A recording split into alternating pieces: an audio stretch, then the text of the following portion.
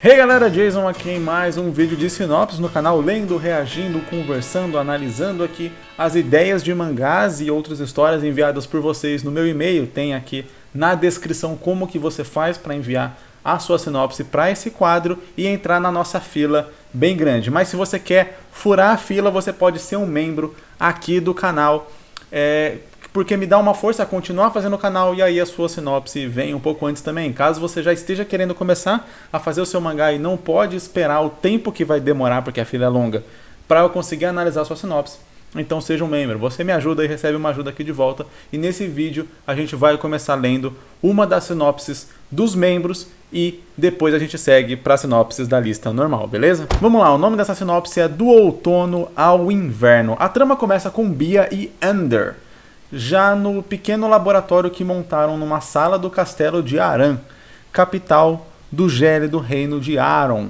Neste local são feitos os mais diversos experimentos buscando comprovar teorias físicas mirabolantes demais para a maioria das pessoas. Dois estrangeiros com algumas verdades estranhas sobre o mundo...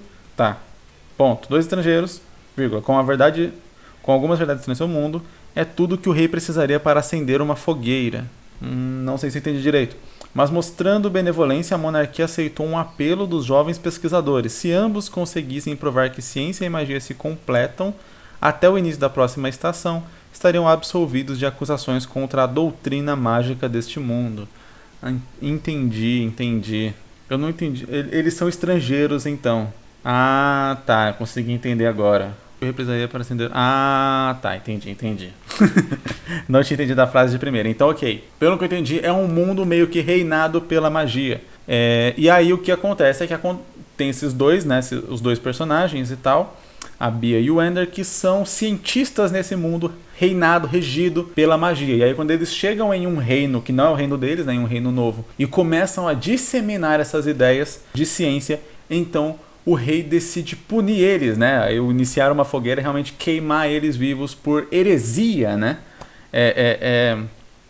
Seria meio que o oposto, né, do que a gente vê aqui. As feiticeiras, queimem as bruxas, né? No caso, os bruxos seriam cientistas. Apesar de que muitas bruxas no mundo real também eram cientistas, digamos assim, né? Eram curandeiras e tal, que usavam ervas, usavam medicina, só que não era o que as pessoas consideravam e aí por isso foram queimadas. Bem interessante esse contexto histórico aí trabalhando com essa brincadeira, né? No caso, quando tem a magia, a ciência que é vista como algo negativo, algo nefasto, algo desse tipo. E aí a missão do rei não é só provar que esta ciência deles é algo bom, mas que ela pode conviver em paz, né? Se complementar com a magia para que eles não sejam queimados vivos, né? Dois detalhes aqui. O primeiro, eu acho que precisa ter algum motivo para o rei aceitar isso, sabe? Aceitar essa como posso dizer, essa barganha, essa oferta. Por que ele não queimaria? Por que ele, se eles virem com essas ideias hereges, entre aspas, já seria suficiente para o rei queimar eles? Por que o rei talvez não queimaria? Eu acho que precisa ter um motivo claro ali, realmente uma oferta, tipo, a nossa ciência pode te ajudar nisso, e aí ele aceitar. Ou, por algum motivo, sei lá, eles podem ser jovens, e aí o povo fica meio que contra o rei, e aí o rei dá esse migué. Apesar de que isso eu acho estranho, porque daí eu não sei se o rei iria punir eles depois. Mas precisa ter algum motivo, alguma forma de realmente barganhar com o rei para que eles fiquem vivos durante esse período de tempo ali, né? Que é do outono ao inverno. Gostei do título, em como ele se casa, se combina com a história ali, que é exatamente o prazo que eles têm para resolver esse problema. Eu acho um pouco mais difícil a parte prática deles resolvendo esse conflito, sabe? O Big Bang Theory tem uma cena muito legal e muito engraçada que mostra os cientistas trabalhando, né? Então, eles têm lá um cálculo que eles têm que resolver e tal, uma fórmula que eles têm que trabalhar. E aí eles tentam, através da edição, tornar aquilo legal, né? Igual, sei lá, o Death Note, quando o Light está escrevendo lá no Death Note, eles fazem toda uma jogada de câmera, todo um negócio para tornar um processo supostamente simples, entediante, né? Que é uma pessoa escrevendo num caderno, em algo mirabolante, digamos assim, né? Em algo que olhando parece uma cena de ação. E no Big Bang Theory tem exatamente essa piada, né? Que é tocando a música do Rock Balboa enquanto eles estão só olhando para um quadro negro. Aliás, quadro branco, né? Mas, enfim, para uma lousa. Eles estão olhando para ela e pensando. Eu até já pensei em usar a mesma piada que era mostrar eu fazendo storyboard, né? Que eu, para fazer storyboard, como eu tenho que criar todo o processo ali, né? Tudo que vai vir, eu fico, sei lá, meia hora olhando para um papel em branco e pensando, imaginando. Né? Na minha cabeça eu tô vendo várias cenas ali acontecendo e tentando decidir quais dessas cenas vão ser passadas para o papel. Mas na prática, no mundo externo, eu tô olhando para um papel em branco. Então eu acho que essa é a parte difícil de ser representada nessa história, que é o como eles vão chegando nessas conclusões, sendo que eles estão num laboratório fechado. Eu acho que isso ajuda a história a ser mais curta, né? Você não tem muitas ambientações diferentes, muitos caminhares diferentes da história. Eles estão ali trancados até porque o rei vai querer manter eles sob vigilância, né? Para que eles não fujam. Iria fazer parte ali do contexto da história, do que se imagina que o rei faria.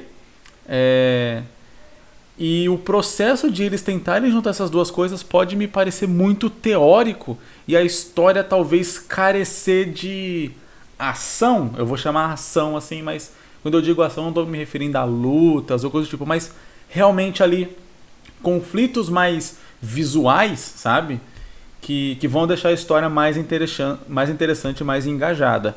Por exemplo, se ao invés de só ser difícil eles juntarem a ciência com a magia, mas ter realmente alguém que o mago do reino, por exemplo, querer impedir que eles façam isso com medo de perder o seu cargo. Aí a gente já trabalharia um vilão, propriamente dito, que iria realmente tentar atrapalhar ali os estudos dos dois e tal, tentar impedir que eles conseguissem ser bem-sucedidos nisso. Então a gente não ficaria só preso nos dois tentando pensar nessa forma de juntar a ciência com magia, mas sim teria os dois realmente tendo que lidar com esse mago que está tentando o tempo inteiro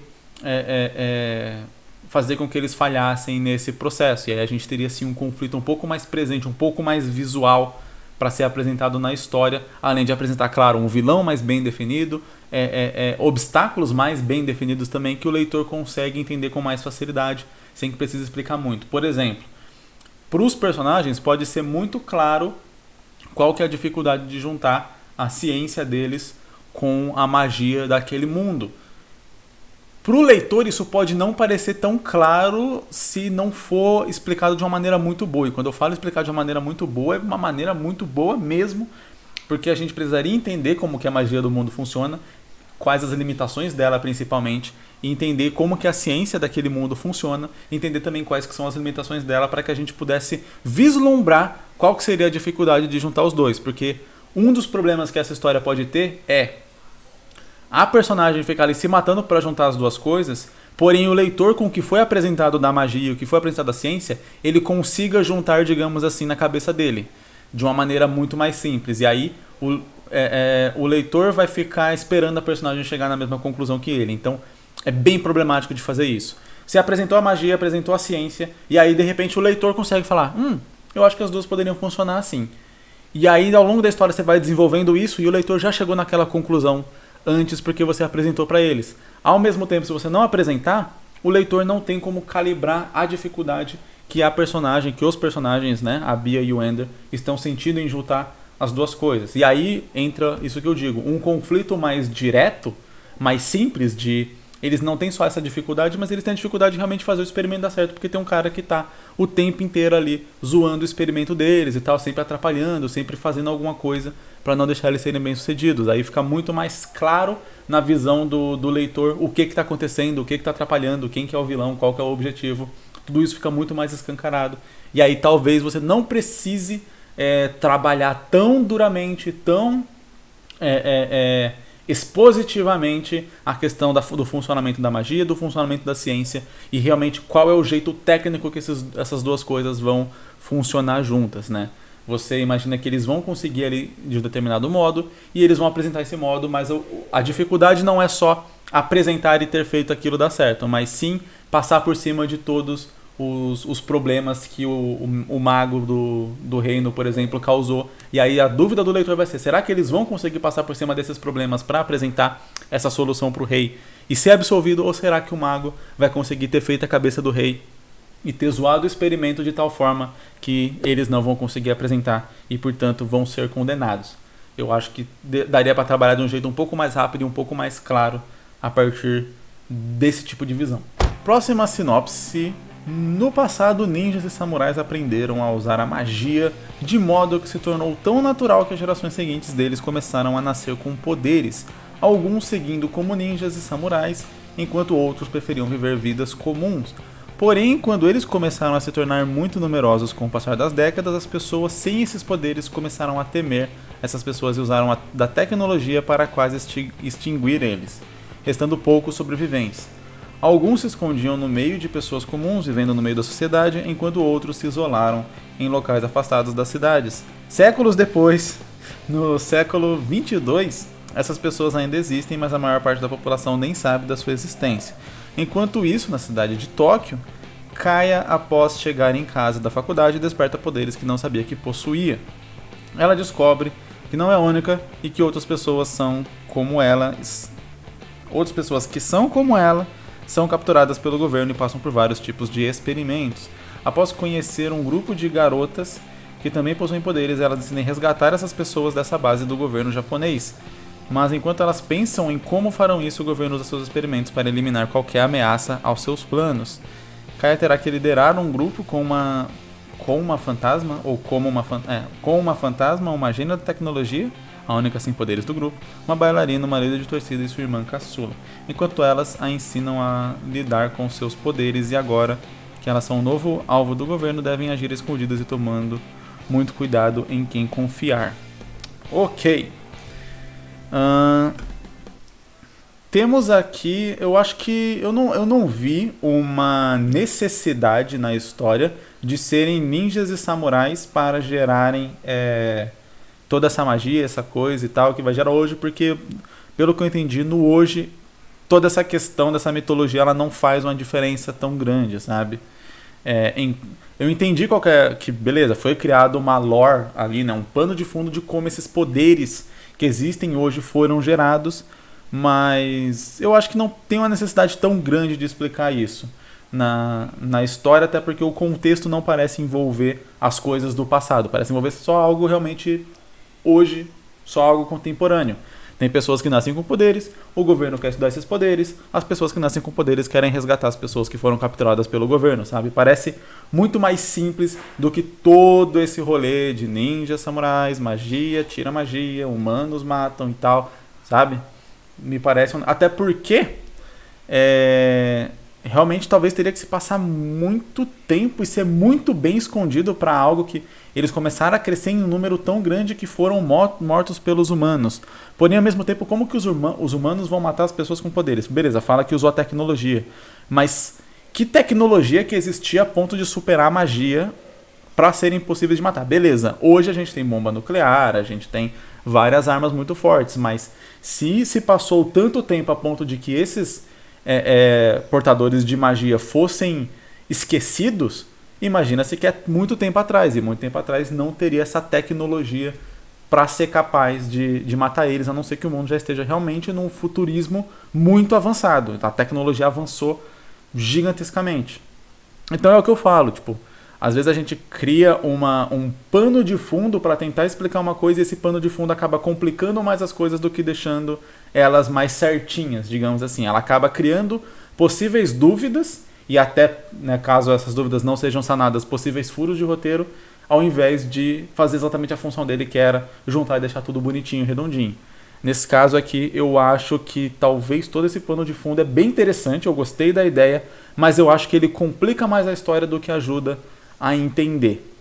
Mas beleza, mas eu acho que dá para usar como uma espécie quase que de lenda, sei lá, de mito de como surgiram os poderes, mas não algo cravado na história, porque me parece meio estranho esse lance da tecnologia no passado. Ok, vamos falar um pouco sobre a Kaia e sobre o objetivo dela. Eu me pergunto como que a Kaia teria descoberto que as pessoas com poderes igual dela seriam capturadas pelo governo, porque ela acabou de descobrir os poderes dela, então a gente tem todo vamos dizer, todo um processo de autoconhecimento e daí de conhecimento do universo até ela chegar nisso. E só depois disso ela definir um objetivo que é resgatar essas pessoas. Até então ela não sabia o que ela era, ela não sabia que essas pessoas existiam.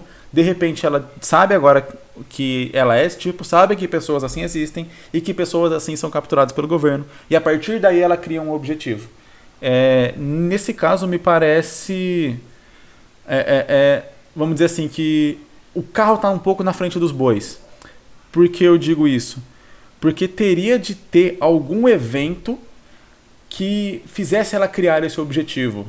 É aquele velho lance que eu falo. Todo mundo na vida tem seus objetivos, tem seus planos, tem as coisas que quer, as coisas que deseja. Sei lá, uma pessoa tem o sonho de ter um carro, tem o sonho de viajar pelo mundo, tem o sonho de fazer seu próprio mangá. Enfim, todas as pessoas têm sonhos e objetivos diferentes. E para que você mude os seus objetivos a ponto de correr atrás de alguma nova coisa, precisa ter um motivo grande, um motivo grandioso, sabe? O que desencadeia a Kaia a resolver resgatar as outras pessoas, sendo que há supostamente pouco tempo atrás, né? Porque senão a história tem que dar um pulo gigante de tempo e tal, mas a gente está imaginando a história correndo e sendo contada. Há pouco tempo atrás ela acabou de descobrir o que ela é. Para ela ter essa atitude de vamos resgatar as outras pessoas que eu não sei quem são, que eu não sabia que existiam e tudo mais, parece um pouco abrupto. Talvez dentro dessas pessoas pode estar alguém que ela conheça, pode estar alguma coisa que tenha algum valor emocional mais significativo para ela, sabe? Vamos supor, vai lá. Ela descobre esses poderes, a irmã caçula dela também descobre esses poderes ao mesmo tempo, e imediatamente a irmã caçula dela é capturada, assim que ela descobre que pessoas com esses poderes são capturadas e sofrem experimentos. E aí, beleza, o objetivo dela é resgatar a irmã caçula. Ela forma ali o primeiro grupo, consegue resgatar a irmã caçula. Só que nesse processo, a irmã caçula, que a gente também estava acompanhando na história, né? Meio como se as duas fossem protagonistas. A irmã caçula conheceu outras pessoas, outras crianças que também foram levadas e que a Kaia não conseguiu resgatar. A partir daí, a Kaia é imbuída pela missão de resgatar. Não, ela já resgatou a irmã caçula, já que ela vai fazer parte do grupo. Mas a irmã caçula tem amigos e fala, a gente precisa resgatar essas outras pessoas, elas também são pessoas como a gente, que estão sofrendo e tal, e aí beleza. E aí a Kaia vai descobrindo como lidar com os poderes e descobrindo também esse lance de ser uma líder, digamos assim. Então primeiro ela foi movida inicialmente, o lance é qual que vai ser o gatilho que vai fazer ela gerar esse objetivo. A irmã dela ser capturada pode ser esse gatilho, e a partir do momento que ela vê o que está acontecendo, ela se sente sensibilizada por aquilo, vê o que aconteceu com a irmã dela, de repente a irmã dela pode até sofrer alguma coisa um pouco mais séria, um pouco mais visível, para gerar esse sentimento na Kaia de eu não quero que aconteça com outras pessoas o que fizeram com a minha irmã, eu não posso deixar isso acontecer com mais ninguém. E a partir daí, ela ir não só aprendendo a lidar com seus poderes, é claro, mas também aprendendo a ter esse espírito de liderança, de repente até comandar uma revolução contra o governo que está capturando essas pessoas. Uma revolução de unir essas pessoas que têm esses poderes para elas não precisarem se esconder, etc. e poderem viver uma vida normal. Então a gente começa ali com o objetivo mais pessoal mesmo, só para mover a Kaia e fazer ela dar os primeiros passos. Tudo na vida, sempre os primeiros passos são os mais difíceis, né? E depois a gente vai se acostumando e vai guiando. E aí, a partir daí, ela consegue desenvolver um objetivo que aí, beleza, não é mais tão pessoal. Ele foi pessoal no início, mas agora não é mais tão pessoal. É realmente mais, como posso dizer, mais bondoso. Mais... esqueci a palavra agora. Altruísta, minha esposa falou ali, deu... como fala? Minha esposa soprou ali a palavra para mim. Um objetivo mais altruísta, realmente envolvendo pessoas que ela não conhece, que ela não tem relação nenhuma. Aí eu acho que pode funcionar de maneira mais interessante. O nome dessa história é Swordsman. Eu acho que poderia ser espadachim tranquilamente. Poderia até, de repente, usar tipo como subtítulo, sabe? Espadachim em português, aí subtítulo Swordsman. Aí você for lançar em inglês, por exemplo, aí coloca Swordsman. E beleza, e funciona. Mas ok, vamos lá. Essa história se passa no Japão, não sabemos a época, mas sabemos que existia samurais. O mundo naquela época era dividido pela China, Japão e Inglaterra. Eram os países existentes, o mundo tinha seus imperadores. Os imperadores eram a patente mais alta concedida apenas aos mais fortes samurais do seu império. Então tinha samurai na Inglaterra e na China também? Nosso personagem é Hiro, um garoto de 15 anos que nem consegue empunhar uma espada. Ele é adotado pois sua família o largou com 3 anos. De idade, ele não se lembra direito da sua família, mas seu sonho é ser um samurai. Seu pai adotivo foi um samurai e tenta sempre ajudá-lo a se tornar um. Ok. Esse é um dos casos que eu tenho muito pouco para analisar. Acho que dá para fazer sim como fala? Uma história onde a gente tem esses países conhecidos, mas eles funcionam de uma forma completamente diferente do mundo. É só preciso deixar isso claro para que qualquer barreira que o leitor tenha de tipo, mas pera, isso não era assim, não, historicamente você tá errado, sabe? Porque quando a gente usa coisas reais do nosso mundo, a gente, obviamente, se apega com o que é real e começa a transpor a nossa própria realidade para dentro da história. Então a história precisa mostrar muito bem, definir muito bem o que do nosso mundo ela está pegando e o que ela está criando como algo novo, sabe? Como realmente ficção.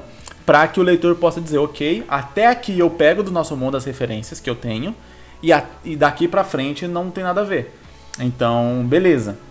Falar, essa história se passa lá no passado do Japão feudal, na era Edo, não sei o que, mas daí não existiam só 3 reinos no mundo, o mundo não era dividido entre esses 3 reinos e tal. O Japão até, tipo, é um país grande em área, porque ele ocupa uma área grande assim, mas ele é uma lombriguinha no mundo, né? Tipo, enfim, mas dá sim para fazer um sistema de divisão ali e tal, onde a Inglaterra domina ali uma parte grande do mundo, a China outro e o Japão a outra parte, é dividido, só tem esses 3 impérios e beleza, é isso, essa é a história fictícia desse mangá.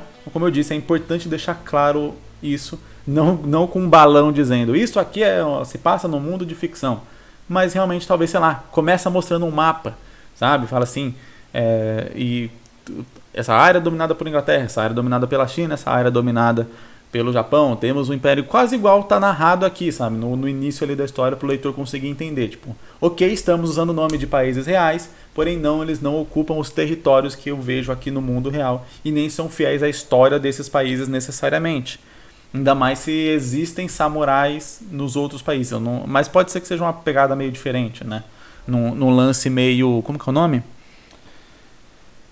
Esqueci o nome do jogo, cara, tem um jogo que você luta exatamente, né, com exércitos desses exércitos conhecidos de países, né, cavaleiros medievais, samurais e qual que é o outro, e vikings. E aí agora adicionaram também uns outros, enfim, acho que mongóis adicionaram, esqueci o nome do jogo. Enfim, é um jogo da Ubisoft, bem legal até. E aí dá pra fazer um sistema meio parecido, onde cada império tem a sua própria patente ali de soldado, e no caso do Império Japonês, a patente é de samurai, e aí ok.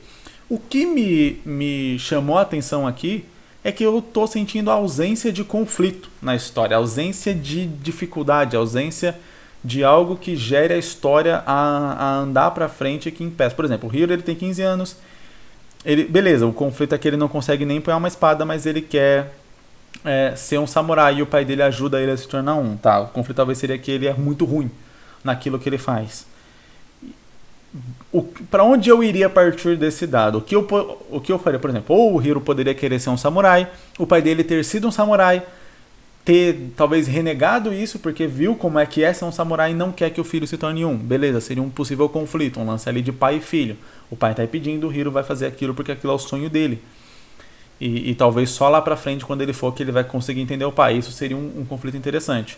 Mas indo aqui porque realmente está escrito aqui na sinopse, né, sem tentar inventar coisa da minha cabeça, o pai ajuda o Hiro a ele se tornar um samurai. E um samurai usa majoritariamente espada, porém o Hiro é horrível na manipulação de espada.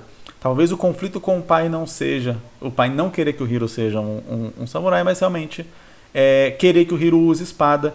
E talvez o grande lance da história ser o Hiro talvez aprender a usar outra arma, outro estilo de luta. Talvez até uma luta sem arma nenhuma, ele seja horrível com armas, mas ele vai manjar lá do Rock Lee. Uma parada bem Rock Lee mesmo, né? O Rock Lee não conseguia fazer ninjutsu e genjutsu? Eu acho que era genjutsu. Nossa, faz tanto tempo que eu vi Naruto que eu já nem lembro mais o nome. Enfim, mas ele manjava do taijutsu e ele segue sendo um ótimo ninja só na base da porrada, só na base do chute e do soco. e dá a cabeçada. Então talvez seja algo que dê para funcionar mais ou menos na mesma pegada aqui na história. Toda a sociedade gira em torno de vamos tornar samurais, é samurai, você vai ser um guerreiro, é o samurai que vai virar o shogun, né, o imperador. E o Hiro não consegue, mas ele quer subir de uma forma ou de outra, porque esse é o sonho dele, só que ele não consegue usar arma. E aí talvez o grande lance da história, o conflito, seria ele caminhando por todo esse processo, porém o tempo inteiro sem usar arma, e talvez tendo que fingir em alguns momentos que ele usa e tal. Sabe uma parada meio Mulan? Que ela é mulher, ela não é aceita no exército, mas ela dá um jeito de entrar no exército, de fingir que é homem, e aí ir fazendo todas as paradas, enquanto a gente tem aquele constante medo de ser descoberto que ela é uma mulher. Talvez com o Hiro dá pra gente juntar a mesma história, vai fazer uma fusão de Rock Lee com Mulan, e aí ele entra no exército, vai se tornando samurai, porém sem nunca sacar a sua espada. Pô, até ia ficar da hora pra caramba. E aí combina com o nome, espadachim. Ou espadachim, porque ele não vai usar espada em nenhum momento da história mesmo. E aí o lance dele vai ser que ele de repente vira uma lenda, que ele é o samurai que não saca a sua espada. Só que daí só vão descobrir lá no final, que vai ser igual na Mulan, o momento onde descobrem que ela é uma mulher. E aí tudo dá errado pra personagem, mas ao mesmo tempo ela supera e se prova, mesmo sendo uma mulher, né, no contexto da história, mesmo sendo uma mulher, ela consegue ser melhor que todos os homens ali e tal, ser um soldado melhor. E aí no caso do Hiro também, mesmo não sabendo usar uma espada, ele consegue ser um soldado, um samurai, muito mais habilidoso que os outros, porque ele se concentrou naquilo que ele sabia fazer. E aí a gente junta até a história com uma mensagem, que é a mesma mensagem da Mulan praticamente e do Rock Lee, de que você tem que aceitar quem você é, trabalhar com isso, trabalhar com quem você é, trabalhar com o que você sabe e não querer só ficar se colocando no lugar das outras pessoas ou do que a sociedade diz que você tem que ser. Cara, eu acho que dá pra trabalhar uma história maravilhosa partindo desse princípio. Pelo menos foi o que eu consegui imaginar aqui, dado esse contexto. Eu acho que seria muito, muito, muito, muito legal mesmo. De verdade, curti bastante como poderia ser essa história aqui. E o nome fica perfeito. Fica perfeito porque o cara é um espadachim, mas ele não usa espada. Fica muito bom. Muito bom mesmo. O título dessa história aqui é O Azar de Ser Invocado para Outro Mundo uma hora antes do Rei Demônio ser morto. Esse é aquele cara que gosta daqueles mangá que tem um título, uma frase gigantesca, né, cara? Eu tenho minhas dúvidas se esse tipo de título gigantesco funciona no Brasil. Porque no Japão, por conta dos kanjis, né, que é um desenho, ou às vezes dois, às vezes três, mas geralmente um desenho que representa uma palavra, eles conseguem colocar um título gigante sendo resumido num bloquinho pequeno de texto, digamos assim, né, por conta dos kanjis. Em português fica um título muito, muito gigante. Fica legal, eu acho engraçado, eu acho divertido a história que o título dela é gigantesco. A única preocupação que eu tenho é que é um título difícil de ser buscado, ou de ser achado, ou de colocar na capa, por conta do tamanho do título, sabe? Acho legal, acho bastante divertido, porém, em termos de publicação, realmente, de viabilização do mangá pronto e tal, eu não sei se funciona direito. Mas não é uma crítica, tipo, você tem que mudar seu nome, não pode fazer um nome gigante por causa disso. Não. Todo mundo pode fazer o que quiser, eu só digo que, por mais que eu ache legal, fico na dúvida se dá pra trabalhar com isso em termos de, tipo, a pessoa vai lembrar do nome dessa história pra poder procurar, um nome gigantesco, sabe? Alguém vai falar, tipo, pô, cara, eu li aquele mangá, tem um nome gigante, pô, não lembro como é que é o nome, alguma coisa de azar de demônio, sabe? Como uma pessoa indicaria esse mangá pra outra pessoa ler, caso a pessoa gostasse, e como que alguém acharia ele no Google pra comprar, por exemplo, caso o autor viesse a publicar ele e tal. Essa é a parte complicada, apesar de ser um título muito divertido. Vamos lá. Após um ritual de invocação para derrotar o Rei Demônio, Ben aparece no castelo e é intitulado como herói. Mas uma hora antes dele aparecer, esse tal rei é derrotado por um outro herói. Ben, então nesse mundo, tá, o Ben é o personagem. Ben, então nesse mundo, sem ter como voltar e possuindo um bizarro poder de tentáculos, ele vive numa vilinha resolvendo pequenos delitos, conhecendo pessoas e de vez em quando sendo atacado por servos do Rei Demônio morto. Eu vou dizer que eu tava empolgado até a hora de ele vive numa vilinha resolvendo pequenos delitos, conhecendo pessoas e tal. Porque me pareceu uma história mega interessante quando chega tipo, tudo isso pra virar um mangá normal de pessoa medieval, sabe? Mas a premissa eu achei muito legal em termos de como dá pra trabalhar isso. O que eu pelo menos o que me gerou de expectativa, parecia muito mais do que viver numa vilinha resolvendo delitos, sabe? Tipo, isso aí é o que qualquer história medieval assim tem, qualquer uma. Essa daqui me parece que pode ir mais. O lance de ele ser atacado por servos do Rei Demônio é muito legal. Ele ser intitulado um herói quando ele não é muito legal.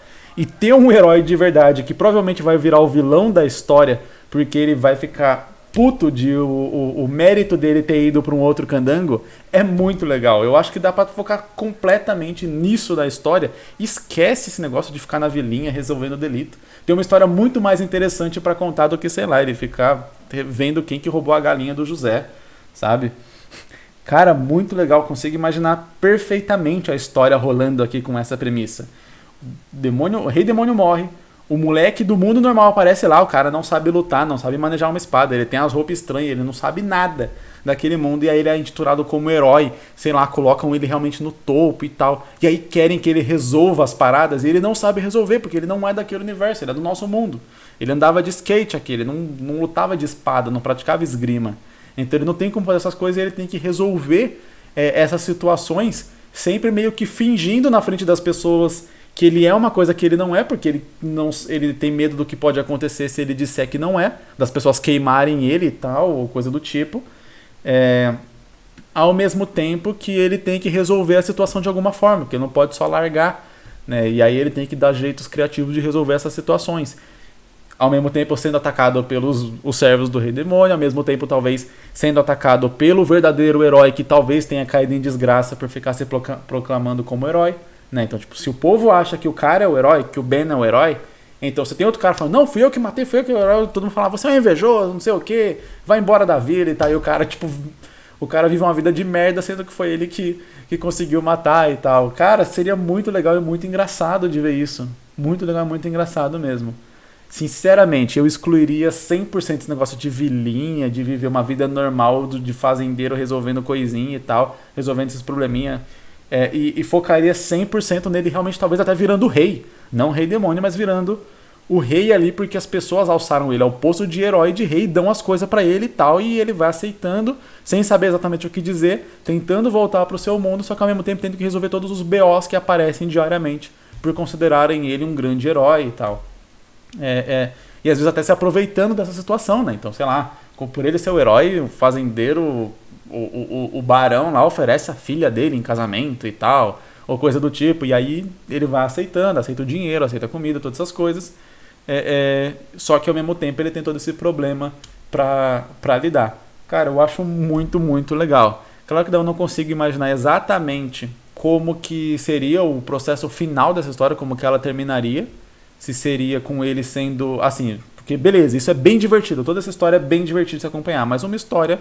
ela não é interessante se ela for só divertida, cheia de causinhos engraçados. Ela precisa ter uma linha narrativa, né, que conduza isso daí. E aí a gente vai colocando as coisas engraçadas e divertidas nesse meio. Mas a linha narrativa seria o personagem talvez ter o objetivo de voltar pra casa. Só que daí talvez tenha aquele negócio de o personagem ele pode querer alguma coisa, mas ele pode precisar de outra. Então o personagem ele quer voltar pra casa, mas na verdade agora ele tem que aceitar que ali é o novo lar dele, que ele tem que fazer parte daquilo. Então talvez nesse processo aí de ele ser consagrado como um herói, ele acabe tendo de se provar como um herói mesmo. E aí, sei lá, ele começa a se provar, ele começa a gostar daquilo, ele começa a se interessar por aquele mundo, ele começa a fazer as coisas de herói de verdade, e aí descobrem que ele não era o herói, porque o outro cara conseguiu uma forma de provar que ele não é. Aí tudo vai por água abaixo, e agora ele tem que realmente se erguer de novo ali e ajudar o reino de verdade, dessa vez sendo o herói do reino, mas sem estar buscando exatamente esse título, essa alcunha, essa celebração de ele ser um herói, e simplesmente porque realmente ele começou a gostar de viver ali e tudo mais, aceitar. Aí a gente tem uma jornada realmente do personagem, uma linha narrativa conduzindo realmente uma trama mais específica. Talvez até com o lance de volta do Rei Demônio, sabe? Tipo, ele não foi morto, ele foi só banido. E aí ele vai voltar, e aí o Ben tem que impedir isso. E ele consegue impedir isso, mas dessa vez ele dá o título realmente de herói pro cara que matou o Rei Demônio da primeira... baniu o Rei Demônio da primeira vez, e aí meio que isso completa a jornada do herói. E talvez exatamente por fazer esse ato de bondade, digamos assim, é quando ele consegue voltar pro mundo dele, porque ele meio que cumpriu a missão dele naquele novo mundo. E aí a gente tem um finalzinho bonitinho e tal, uma jornada de herói, mesmo tendo várias situações engraçadas e divertidas no meio. É muito importante isso, né? Toda a história precisa de uma linha narrativa, precisa de uma trama acontecendo e algum objetivo para ela contar no final. Senão ela fica só realmente vários casinhos assim e até que, beleza, o leitor vai achar divertido algumas vezes, depois ele vai talvez encher o saco, não vai ter um motivo maior para continuar acompanhando e aí ele simplesmente abandona a história. Que dá pra fazer vários causos divertidos, nossa, dá pra caramba. Dá demais, dá pra fazer. É uma história muito divertida, cara, muito legal. Gostei muito, muito da premissa. Sem esse negócio de vilinha. Sem esse negócio de vilinha, por favor. Dá pra contar uma história muito mais interessante sem a parte da vilinha. E é isso, galera. Essas foram as sinopses de hoje. Vocês viram, não abandonei vocês. Mesmo com as sinopses dos inscritos aqui, a gente vai ler uma e depois a gente segue na lista aqui. A gente está em setembro de 2021 atualmente. Vamos correr aí, vamos conseguir alcançar para chegar nesse ano pelo menos e a gente ter menos de um ano de ato. A gente ainda tem 182 sinopses aqui para ler. É bastante coisa. E tem as sinopses dos membros também. Se você acabou de enviar sua sinopse aí e não quer esperar um ano para ter ela lida porque você quer começar o seu mangá já, seja membro aqui, dá uma força pro canal, você vai ter a sua sinopse lida mais cedo e também vai estar ajudando aqui. Se você gosta do canal, gosta dos conteúdos, você vai estar ajudando diretamente esses conteúdos a continuarem existindo.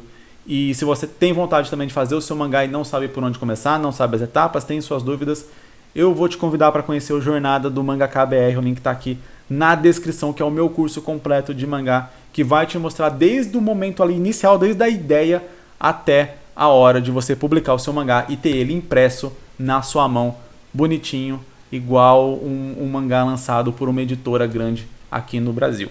Então é isso, muito obrigado por você, né, para você aí que assistiu esse vídeo até aqui, vejo vocês em um próximo vídeo. Valeu, falou, é nóis!